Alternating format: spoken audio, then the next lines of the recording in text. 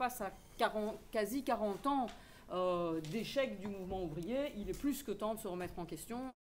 D'une certaine manière, la révolution apparaît sans doute aujourd'hui de plus en plus nécessaire à des milliers de gens, voire à des millions de gens, mais de moins en moins possible.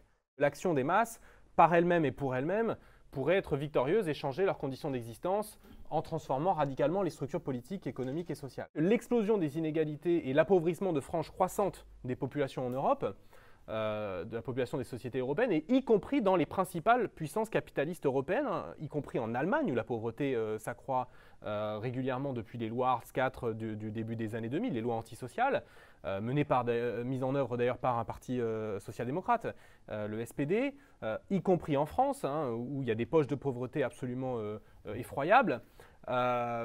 Tout ça fait que la révolution peut redevenir une solution désirable pour les classes populaires et même pour une partie des couches sociales intermédiaires qui, pour une partie d'entre elles, sont précarisées. Je dirais qu'il y a une actualité de la révolution, j'ai dit, pas seulement dans les pays du Sud global, mais aussi en Europe. Et je précise tout de suite, actualité de la révolution, ça ne veut pas dire imminence de la révolution.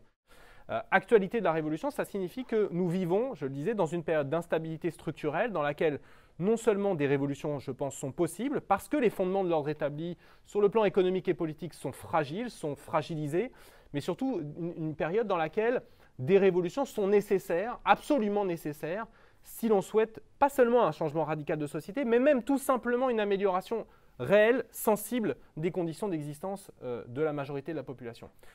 Il apparaît de moins en moins crédible que les possédants accepteront la moindre remise en cause de leurs privilèges et la moindre concession à leur programme de destruction sociale. Les révolutionnaires peuvent et doivent être les meilleurs défenseurs, à mon avis, des réformes progressistes, mais ils s'opposent au réformisme selon lequel, disons, une accumulation graduelle de ce type de réformes pourrait finir par remettre en cause le pouvoir démesuré de la classe qui, en régime capitaliste, possède tout. L'indignation et même la révolte face au monde tel qu'il est, ça ne suffit jamais.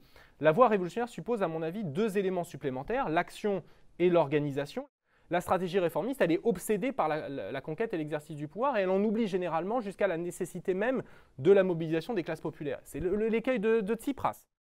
De son côté, la stratégie autonomiste ou municipaliste tend au contraire à esquiver la question du pouvoir politique en privilégiant la construction ici et maintenant de formes de vie ou de modes de production alternatifs au capitalisme. Ça permet des apprentissages absolument cruciaux, absolument précieux pour la construction d'une autre société. Mais ça ne résout pas, à mon sens, l'énigme stratégique du dépassement du capitalisme. Il y a quelque chose de nouveau, c'est que la logique du productivisme capitaliste, qui ne marche qu'au profit et un profit qui doit être infini. Le capitalisme, c'est comme la bicyclette, le vélo, tant qu'on ne pédale pas, on tomberait. Donc, ce système qui ne conçoit pas de limites, justement, a touché les limites de la planète sur laquelle nous vivons.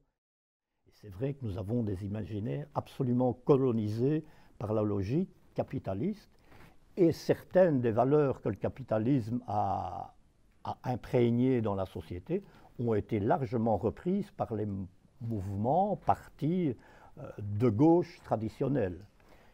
Et là, c'est peut-être le point de désaccord avec mes deux voisins, c'est que le productivisme, le travaillisme, le centralisme, le rationalisme dans ses excès, et notamment technoscientifiques, tout ça, les transitionneurs, si j'ose les appeler ainsi, le remettent fortement en cause. Face à cette nébuleuse que je n'ai pas vraiment décrite, mais elle est trop diverse, certains se disent, oui, il faut là les mettre en réseau, faire des alliances entre eux, et on va créer un mouvement un peu plus organisé. Là, je dis à ceux qui rêveraient de ça, attention, la volonté d'autonomie, d'indépendance, l'antipolitisme, il faut le dire clairement de certains, fait qu'il y aurait évidemment un mouvement de rejet immédiat et un blocage. Ils créent dans leur coin, ils ne croient peut-être pas qu'ils vont changer le monde, mais en tout cas, ils ne seront pas complices de ce monde-là. Il y a mille manières de décrire ça, mais c'est un peu la même chose, des gens qui essayent, à côté du système dominant, sans rêver de le renverser, changer à leur niveau. La question, c'est de savoir, dans la perspective historique dans laquelle on est aujourd'hui, comment est-il possible, finalement, de défendre les intérêts des travailleurs, les intérêts de la classe ouvrière. Et le réformisme permet, par une politique de réforme dans l'intérêt des travailleurs et de défense de leurs conditions de vie, de leurs conditions de travail et d'amélioration et d'émancipation et de justice sociale.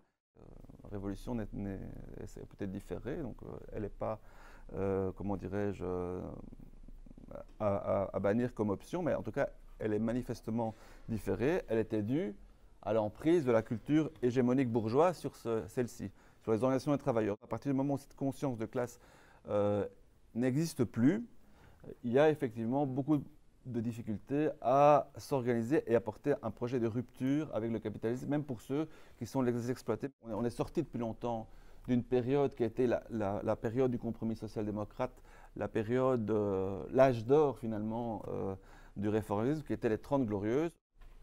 On s'est retrouvé face à un patronat agressif où finalement le problème c'est pas que la gauche réformiste est un bouclier comme ça a été dit. Le problème c'est pas que la gauche réformiste soit défensive. Le problème c'est que la gauche réformiste a oublié qu'elle avait aussi un glaive, elle a oublié aussi sa capacité offensive.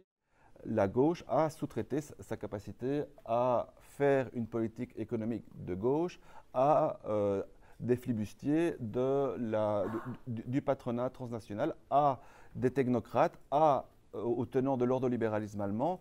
Avoir des réformes où on réduit collectivement le temps de travail, où on augmente les salaires, où on augmente les pensions, c'est quelque chose qui me semble intéressant à défendre, mais pour le défendre efficacement, il faut sortir des sentiers battus et non seulement être offensif, mais aller au combat, mener la guerre culturelle et gagner la guerre culturelle pour la réforme de gauche, pour faire avancer les idées de gauche et pour qu'on arrête de reculer et qu'à la fin, ça soit le capitalisme qui recule.